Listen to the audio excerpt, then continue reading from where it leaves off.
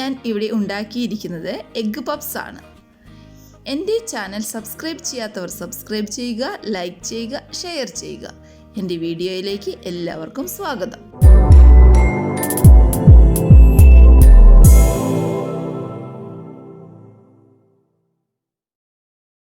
Egg പപ്സിന് വേണ്ടി ഞാനിവിടെ ഈ ഗ്ലാസ്സിൽ 3 ഗ്ലാസ് മൈദ പൊടി എടുത്തിട്ടുണ്ട്. അല്ലെങ്കിൽ 250 ഗ്രാം മൈദ എടുത്താലും മതി. നമ്മൾ അതിലേക്ക് 1 ടേബിൾ സ്പൂൺ പഞ്ചസാര ചേർത്ത് കൊടുക്കുക. പിന്നെ ഇതിനാവശ്യത്തിനായിട്ടുള്ള ഉപ്പ്, ഒരു 1/2 ടേബിൾ സ്പൂൺ ഉപ്പ് ചേർത്തിട്ടുണ്ട്. ഇതൊന്ന് മിക്സ് ചെയ്തെടുക്കുക. ഇനി അതിലേക്കായിട്ട് നമുക്ക് കുറച്ച് ഓയിൽ ചേർത്ത് കൊടുക്കണം. ഒരു 3-4 ടേബിൾ സ്പൂണ് ഓയിൽ നമുക്കിതിലേക്ക് ചേർത്ത് കൊടുക്കാം. അതിനുശേഷം നന്നായി ഒന്ന് മിക്സ് ചെയ്തെടുക്കാം. ഇതിലേക്ക് ആവശ്യത്തിന് വെള്ളവും കൂടി ചേർത്ത് നമ്മൾ ചപ്പാത്തി മാവിനൊക്കെ കുഴയ്ക്കുന്നത് പോലെ നന്നായി കുഴച്ചെടുക്കുക. നന്നായി കുഴച്ചെടുക്കുകയാണെങ്കിൽ വളരെ നല്ലതാണ്. അപ്പോൾ നമ്മൾ ആവശ്യത്തിന് പച്ചവെള്ളമാണ് ചേർക്കുന്നത്. പച്ചവെള്ളത്തിൽ നന്നായിട്ട് കുഴച്ചെടുക്കണം.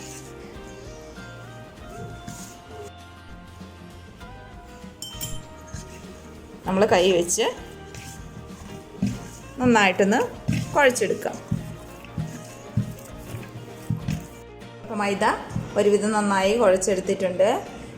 ഇതിലിട്ട് ഈ പാത്രത്തിലിട്ട് കുഴയ്ക്കാൻ പറ്റിയില്ലെങ്കിൽ കിച്ചൻ്റെ കൗണ്ടർ ടോപ്പിലോ അങ്ങനെയിലിട്ട് കുഴച്ച് എടുത്താൽ മതി. നന്നായി കുഴയ്ക്കുകയാണ് കൂടുതൽ നല്ലത്. എന്താണെന്ന് വെച്ചാൽ പരത്താനായിട്ട് എളുപ്പമുണ്ടാവും. നന്നായി കുഴച്ചില്ലെങ്കിൽ പരത്താൻ കുറച്ച് ബുദ്ധിമുട്ടാവും. അപ്പോൾ നമുക്കിതിലേക്ക് ഇതിൻ്റെ മുകളിലേക്ക് കുറച്ച് ഓയിൽ പുരട്ടി വയ്ക്കാം. ഓയിൽ പുരട്ടി കുറച്ച് നേരം റെസ്റ്റ് ചെയ്യാൻ വയ്ക്കാം. അതിൻ്റെ ഇടയിൽ നമുക്ക് മസാല ഉണ്ടാക്കിയെടുക്കാം. ഉണ്ടാക്കാനായി ഞാൻ വലിയ 2 സവാള എടുത്തിട്ടുണ്ട്. പിന്നെ 2 പച്ചമുളക് ചെറുതായി അരിഞ്ഞെടുത്തിട്ടുണ്ട്. പിന്നെ ഇഞ്ചി വെളുത്തുള്ളി പേസ്റ്റ് എടുത്തിട്ടുണ്ട്. ഇനി നമുക്ക് എങ്ങനെയാണ് മസാല ഉണ്ടാക്കാൻ നോക്കാം. ഓയിൽ നന്നായി ചൂടായി വന്നിട്ടുണ്ട്. അതിലേക്ക് നമുക്ക് സവാള ചേർത്ത് കൊടുക്കാം.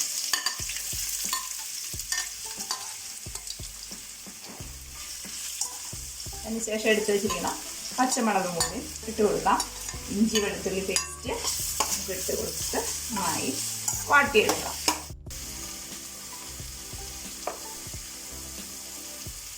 ഇതിലേക്ക് ആവശ്യമായിട്ടുള്ള മഞ്ഞൾപ്പൊടി നമുക്ക് ചേർത്ത് കൊടുക്കാം.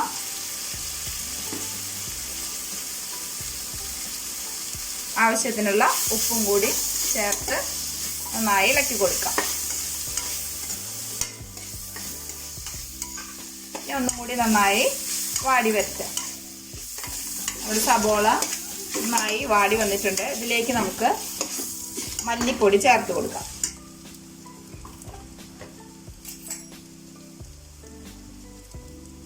ഒരു ടേബിൾ സ്പൂൺ മല്ലിപ്പൊടി നമ്മളിതിലേക്ക് ചേർത്ത് കൊടുത്തിട്ടുണ്ട്.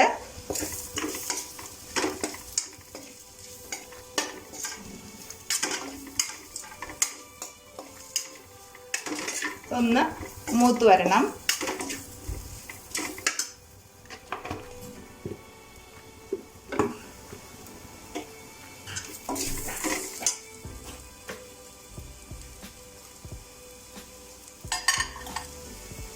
ഇതിലേക്ക് 1 ടേബിൾ സ്പൂൺ മുളക് പൊടിയും കൂടി ചേർത്ത് നന്നായി ഇളക്കി കൊടുക്കാം. എരിവ് ആവശ്യത്തിനനുസരിച്ച് ചേർത്താൽ മതി.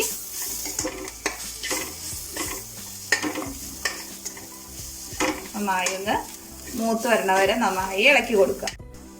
നമ്മുടെ സവോള ഒന്ന് വാടി വന്നിട്ടുണ്ട്. ഇതിലേക്ക് കുറച്ച് ഗരം മസാല ചേർത്ത് കൊടുക്കുക. ഗരം മസാലയ്ക്ക് പകരം ചിക്കൻ മസാലയോ എന്ത് വേണമെങ്കിൽ അങ്ങനെ മീറ്റ് മസാലയൊക്കെ ചേർത്ത് കൊടുക്കാം. ഓരോരുത്തരുടെ ഇഷ്ടത്തിനനുസരിച്ച് ചെയ്യാം. ഒന്നും കൂടി ഒന്ന് വാടി വരണം. അതിനുവേണ്ടി ചെറുതീരിട്ട് ഇളക്കി കൊടുത്ത് ായിട്ട് നമുക്കൊരു മൂടി വെച്ചിട്ട് പതുക്കെ ഒന്ന് മൂടി കൊടുക്കാം.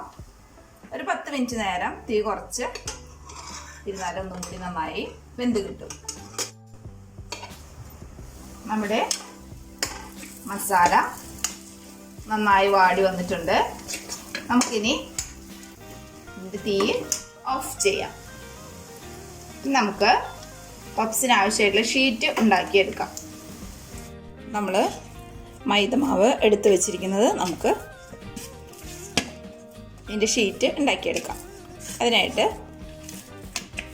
ഞാനിത് കൗണ്ടർ ടോപ്പിലേക്ക് എടുത്ത് വെച്ചിട്ടുണ്ട്. നമ്മൾ നേരത്തെ പരത്തി വെച്ചതാണ്. നമ്മളൊരു ചപ്പാത്തി ഉണ്ടാക്കണ മാവിൻ്റെ അത്ര വലിപ്പത്തിലുള്ള മാവുകൾ നമ്മൾ കട്ട് ചെയ്തെടുത്തിട്ട് അത് നന്നായി പരത്തിയെടുക്കുക. കൗണ്ടർ ടോപ്പിലോട്ട് കുറച്ച് ഓയിൽ പുരട്ടി കൊടുക്കുക. എന്നിട്ട് നമ്മളൊരു കട്ട് ചെയ്ത് വെച്ച ഒരു പീസ് എടുത്ത് നന്നായി ഒന്ന് പരത്തി കൊടുക്കുക. നമ്മൾ ചപ്പാത്തി കോല് കൊണ്ട് പരത്തിയാലും മതി.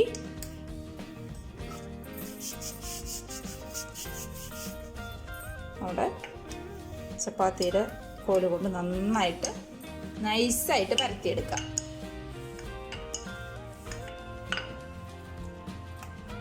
രണ്ട് സൈഡിലോട്ട് വെച്ച് നന്നായിട്ട് പരത്തിയെടുക്കാം. നമ്മൾ നന്നായിട്ട് നൈസായിട്ട് പരത്തിയെടുക്കുക. പൊട്ടിപ്പോകൊന്നുമില്ല. നമ്മൾ മൈദയായ കാരണം അത്രയ്ക്ക് പ്രശ്നം. നമ്മളിനി അതിലേക്ക് ഓയിൽ ഇതിലുണ്ട്. അപ്പോൾ ഇത് കുറച്ച് മൈദ ഇതിലേക്ക് ഇങ്ങനെ എല്ലാ ഭാഗത്തേക്കും തേച്ച് കൊടുക്കുക. നമ്മളത് മടക്കിയെടുക്കുമ്പോൾ ലെയർ വരാൻ വേണ്ടിയിട്ടാണ് നമ്മളിങ്ങനെ മൈദ തേച്ച് കൊടുക്കുന്നത്.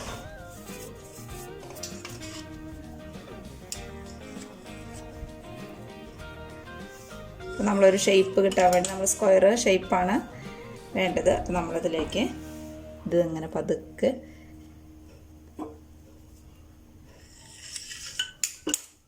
ഇതിൻ്റെ മുകളിലേക്ക് ഇട്ട് കൊടുക്കുക.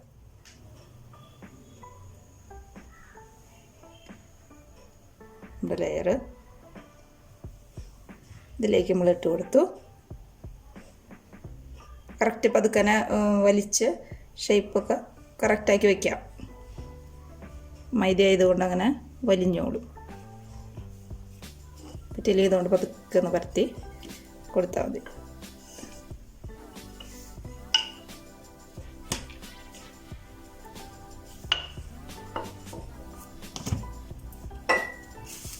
അതിനുശേഷം ഇതിൻ്റെ മുകളിലേക്കും കുറച്ച് മൈദ തൂവി കൊടുക്കുക.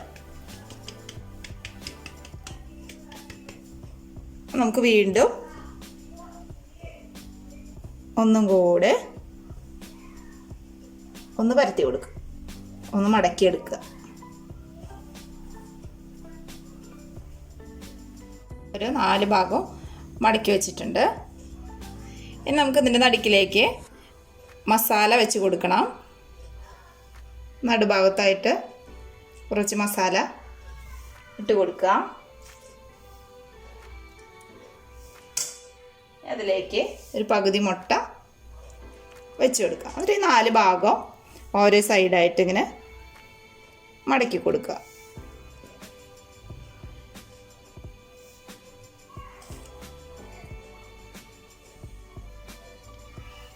നല്ല ഷേപ്പിൽ വരത്തക്ക രൂപത്തിൽ അങ്ങനെ മടക്കിയെടുക്കുക. ഇനി എല്ലാതും ഇതുപോലെ ചെയ്യാം. നമ്മളിത് ഒരു പാത്രത്തിലേക്ക് മാറ്റി വയ്ക്കാം. ഈ ഒരു പാത്രത്തിലാണ് ഞാൻ പപ്സ് ഉണ്ടാക്കുന്നത്. അടിയിലൊരു ഇത് വെച്ചിട്ട് അതിൻ്റെ മുകളിലേക്ക് നമുക്ക് കുറച്ച് മുട്ട നമുക്കൊന്ന് പരട്ടി കൊടുക്കാം.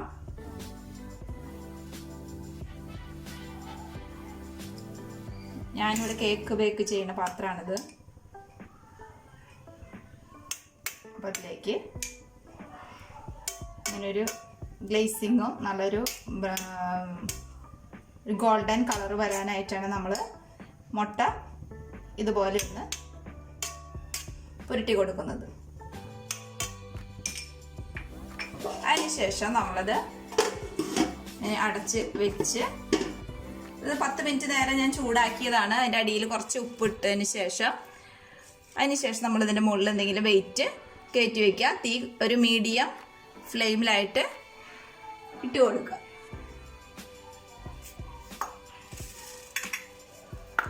ഇനിങ്ങനെ ഒരു വെയിറ്റാണ് ഇതിൻ്റെ മുകളിൽ കയറ്റി വയ്ക്കുന്നത്. ഇനി നമുക്കൊരു 20 മിനിറ്റിന് ശേഷം നോക്കാം. പപ്സ് ഇവിടെ റെഡി ആയിട്ടുണ്ട്. നമ്മൾ സാധാരണ രീതിയിൽ ഓവൻ ഇല്ലാതെ ഗ്യാസ്മ വെച്ചിട്ട് പപ്സ് ഉണ്ടാക്കുമ്പോൾ നമുക്ക് സമയം കൂടുതൽ വേണ്ടി വരും. 1 മണിക്കൂറൊക്കെ എടുക്കും. നമ്മൾ ലോ ഫ്ലെയിമിൽ ഇട്ടിട്ടാണല്ലോ ഇത് ബേക്ക് ചെയ്തെടുക്കുന്നത്. അപ്പോൾ നമ്മൾ ഒരു അരമണിക്കൂർ കഴിയുമ്പോൾ ഇത് മറിച്ച് ഇടുക. മറിച്ച് വെക്കുകയാണെങ്കിൽ പെട്ടെന്ന് നമുക്ക് വെന്ത് കിട്ടും. എന്നാലും ഒരു 1 മണിക്കൂറൊക്കെ വേണ്ടി വരും. പക്ഷെ നല്ല ടേസ്റ്റ് ആയിട്ടുള്ള നല്ല പപ്സ് തന്നെ നമ്മൾ കടയിൽ നിന്ന് മേടിക്കുന്ന പോലത്തെ പപ്സ് തന്നെ നമുക്ക് കിട്ടും. എല്ലാവരും ഒന്ന് ട്രൈ ചെയ്ത് നോക്കുക. Thanks for watching.